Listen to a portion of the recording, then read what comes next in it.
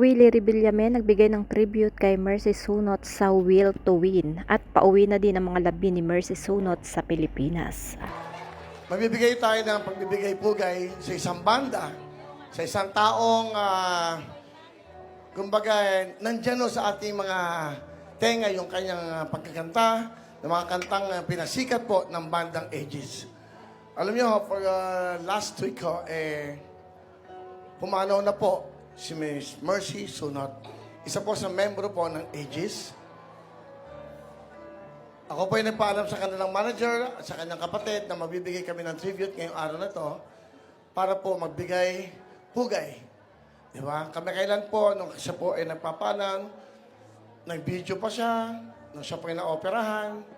Makikita niyo po sa kanyang Facebook at YouTube.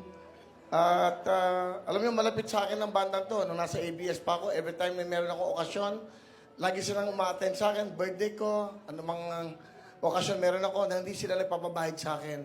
At napalapit sila sa akin kasi napakasimple yung mga tao. Ang inihingi lang nila, isang kwarto, hindi sila pwedeng lumabas. Gusto lang nila, nahihiya daw sila. Napaka-humble po ng grupong ito. Ngayong araw na ito, magbibigay tayo ng pugay sa bandang ito, and especially kay Ms. Mercy Sunot, na maraming salamat at binigyan mo kami, di ba, ng inspirasyon. At sa mga batang gusto kang gayahin, binigyan mo siya ng inspirasyon. Ito nga guys yung pagbibigay pugay ng TV host na si Willie Rebillame sa yumaong singer sa kanyang programang Will to Win noong November 29. Sa live telecast nag-alay ang Will to Win discoveries ng mga awitin mula sa Aegis bilang tribute nga dito kay Mercy Sunot. Personal ding nakiramay si Willie sa pamilya ni Mercy at inalala ang kanilang malapit na ugnayan. Sabi nga ni Willie dito, malapit nga sa akin ang bandang ito.